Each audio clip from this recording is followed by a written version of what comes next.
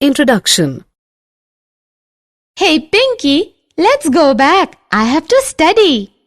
No, wait. Come, I will show you something. What? Say something loudly. Pinky! Wow, what is this? This is called the echo. Echo? Interesting. Yes, echo of the sound. Do you want to know more about this? Yes. Yes, please tell me. Come, today I will tell you everything about sound. Objectives. At the end of this lesson, you will be able to understand the production of sound, understand the propagation of sound, write the characteristics of sound waves, understand the reflection of sound, define echo and reverberation, describe sonar, and explain the structure of human ear. Production of sound. Students, we know that sound is a sensation or a feeling that we hear. Sound is produced with a vibrating object. The motion of materials or objects causes vibrations. Vibration means a kind of rapid to and fro motion of an object. Let us look at some examples of how certain sounds are produced. Human voice. The sound of the human voice is produced due to vibrations in the vocal cords. Animal sound. When a bird flaps its wings, a sound is produced. Bees buzz as they fly because of the rapid movement of their wings. Their wings make the air vibrate, producing a buzzing sound. Musical sounds. Musical instruments produce many different sounds in various ways.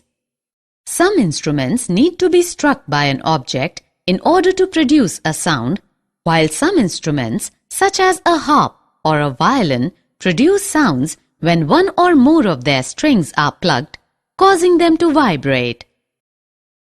Propagation of sound. For sound to be generated and heard, it must have three things. They are a source, a medium through which to pass, and a receiver. Let us assume the source is the speaker's voice. The medium through which it is transmitted is air, and the receiver is the listener's ear.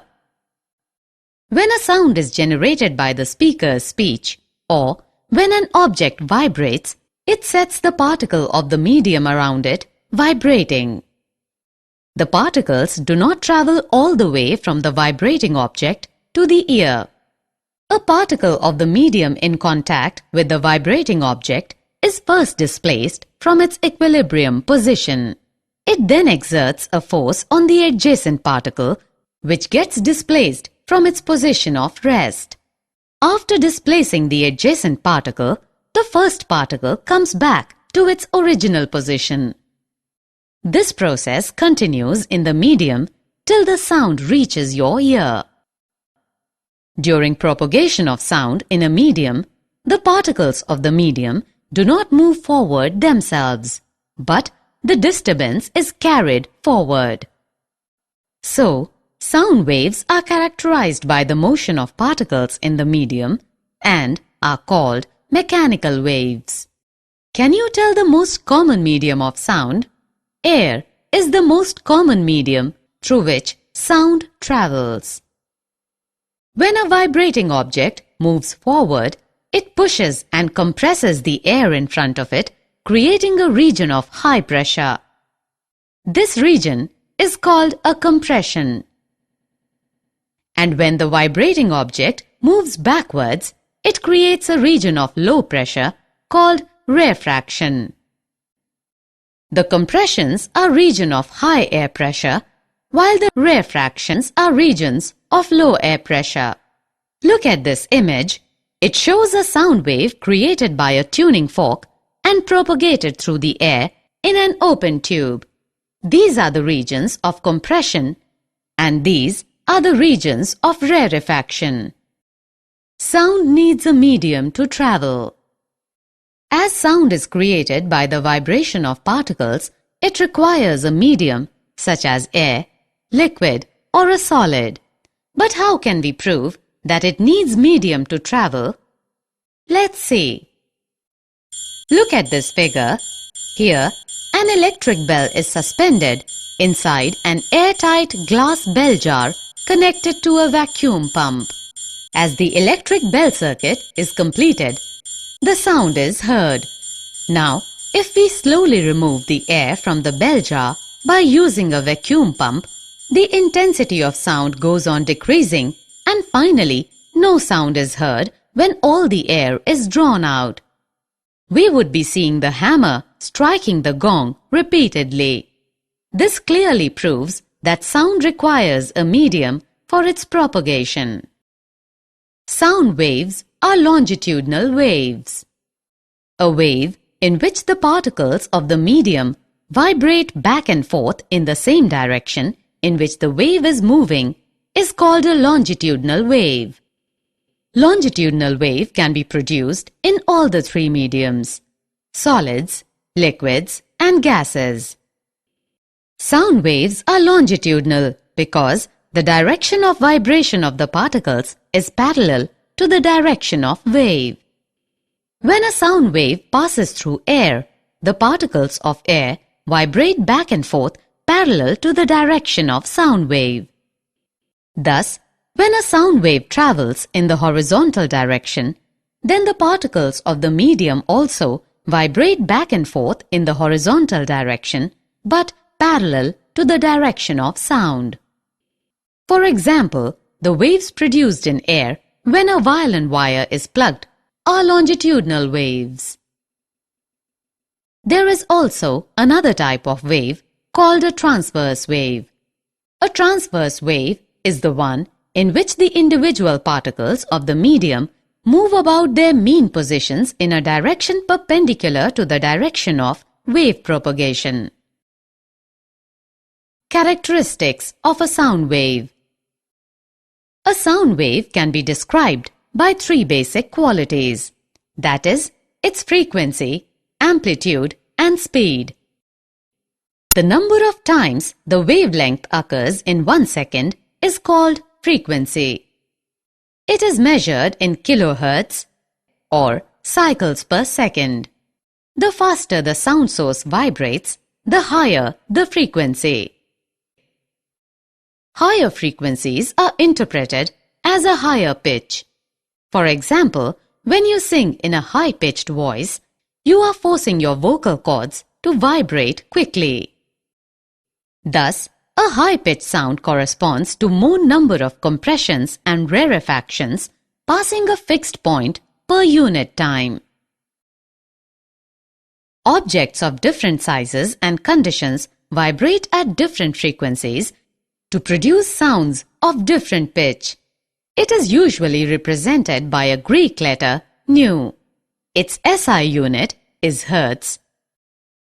We know that compressions are the regions where particles are crowded together and represented by the upper portion of the curve. The peak represents the region of maximum compression. Thus, compressions are regions where density as well as pressure is high. Rarefactions are the regions of low pressure where particles are spread apart and are represented by the valley, that is, the lower portion of the curve. A peak is called the crest and a valley is called the trough of a wave. The distance between two consecutive compressions or two consecutive rarefactions is called the wavelength. The wavelength is usually represented by a Greek letter lambda. Its SI unit is meter, m. The time taken by two consecutive compressions or rarefactions to cross a fixed point is called the time period of the wave. It is represented by the symbol t. Its SI unit is second. Frequency and time period are related as nu is equal to 1 upon t. The strength or power of a wave signal is called its amplitude, or the height of the wave when viewed as a graph is the amplitude. The loudness or softness of a sound is determined basically by its amplitude. The amplitude of the sound wave depends upon the force with which an object is made to vibrate. Speed. The speed of sound is defined as the distance with which a point on a wave, such as a compression or a rarefaction, travels per unit time. We know that speed, u is equal to distance upon time, which is equal to lambda upon t. Here, lambda is the wavelength of the sound wave. It is the distance travelled by the sound wave in one time period of the wave.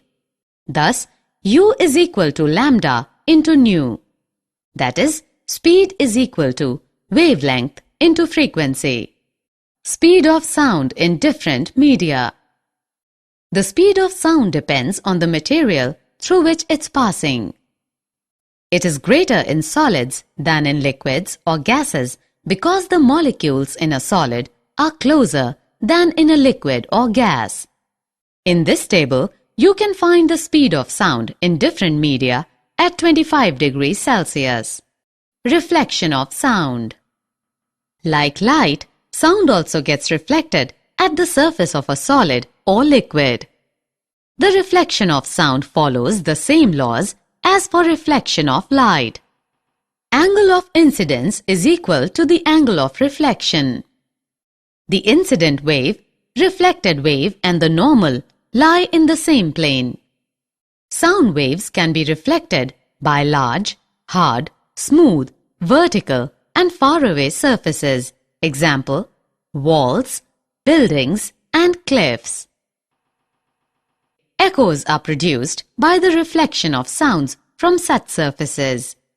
The sensation of sound persists in our brain for about 0.1 second. To hear a distinct echo, the time interval between the original sound and the reflected one must be at least 0.1 second. If we take the speed of sound to be 344 meters per second at a given temperature, say 22 degrees Celsius in air, the sound must go back to the obstacle and reach back the ear of the listener on reflection after 0.1 second. Hence, the total distance covered by the sound from the point of generation to the reflecting surface and back should be at least 344 meters per second into 0.1 second is equal to 34.4 meters.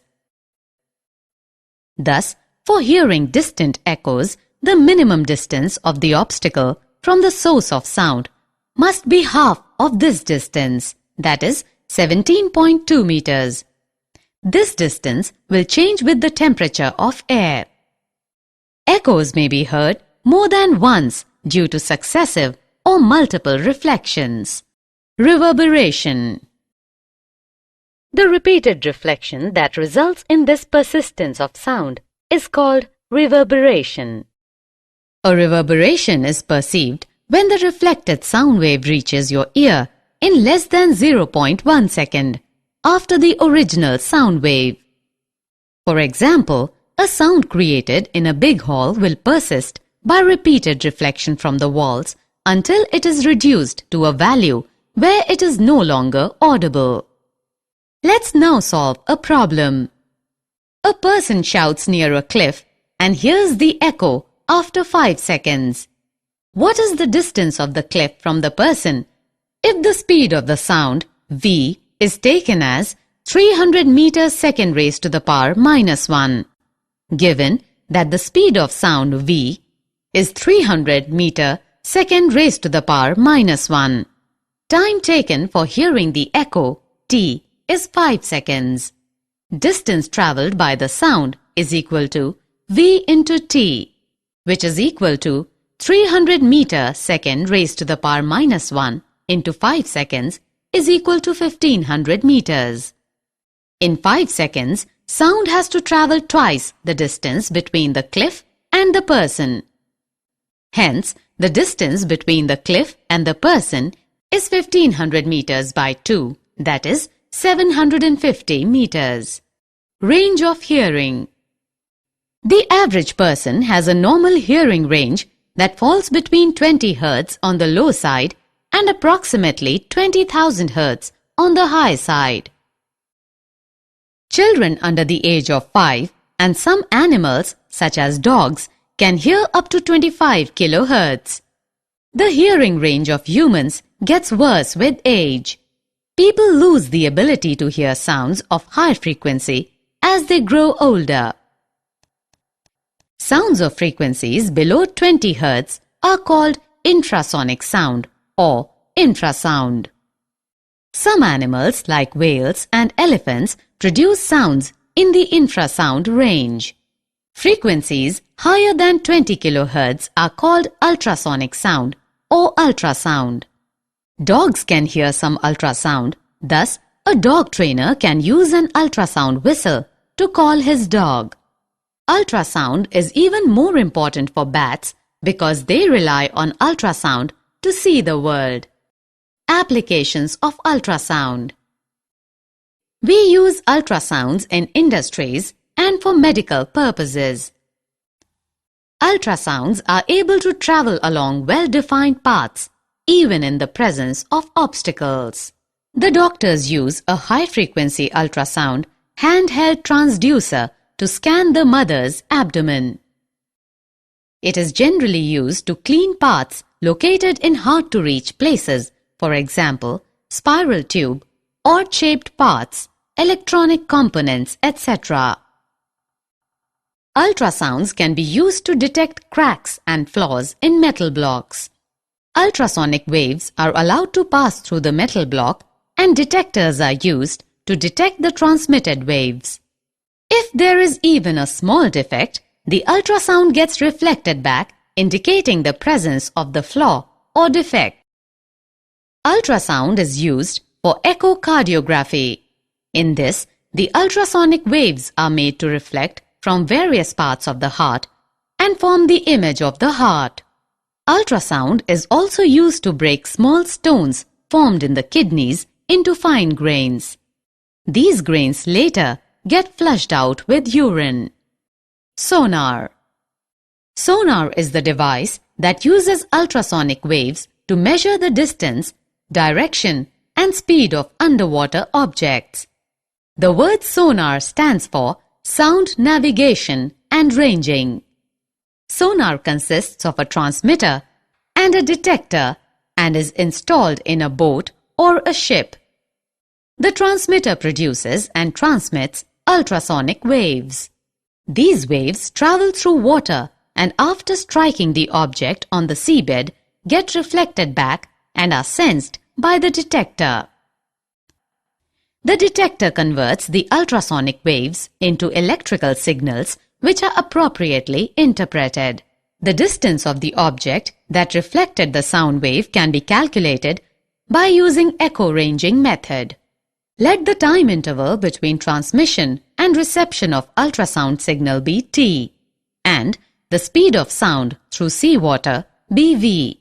The total distance 2d travelled by the ultrasound is then 2d is equal to v into t. This is the echo ranging method. Structure of human ear. The ear consists of three basic parts: the outer ear, the middle ear, and the inner ear. Each part of the ear has a specific role in the task of detecting and interpreting sound. The outer ear is called pinna.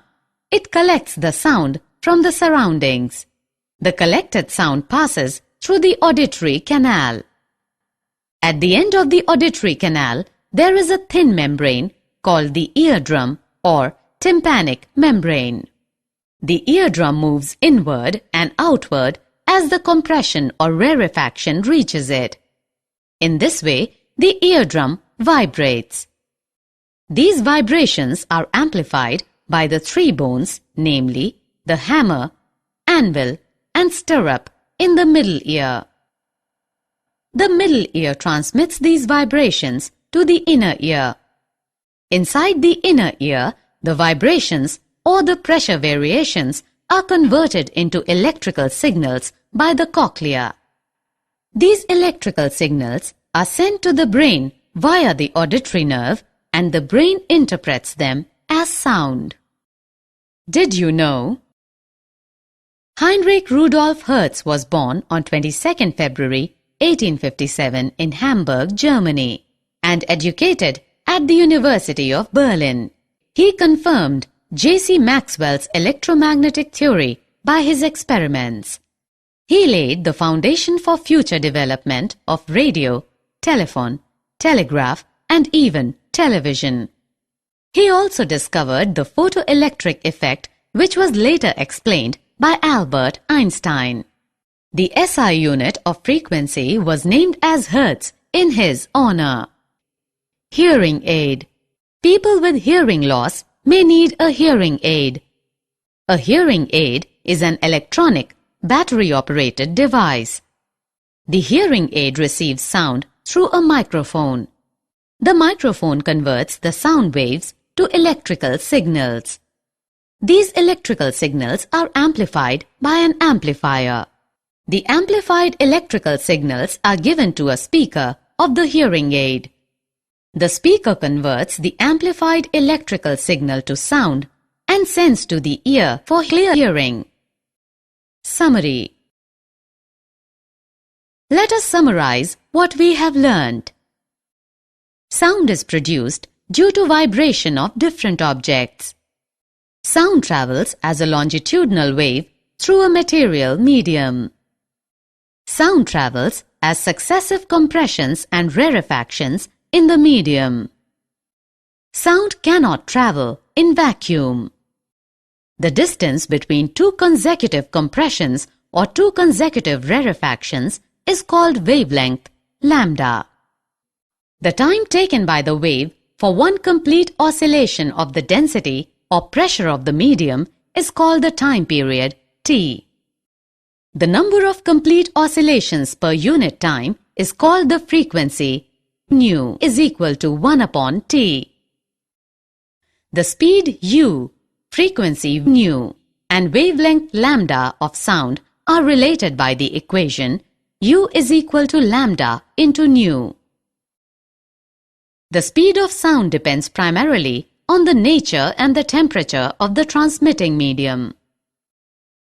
The law of reflection of sound states that the directions in which the sound is incident and reflected makes equal angles with the normal to the reflecting surface, and the three lie in the same plane.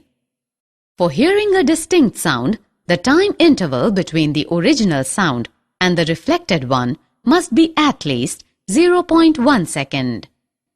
The persistence of sound in an auditorium is the result of repeated reflections of sound and is called reverberation. The audible range of hearing for average human beings is in the frequency range of 20 Hz to 20 kHz. Sound waves with frequencies below the audible range are termed infrasonic, and those above the audible range are termed ultrasonic. Ultrasound has many medical and industrial applications.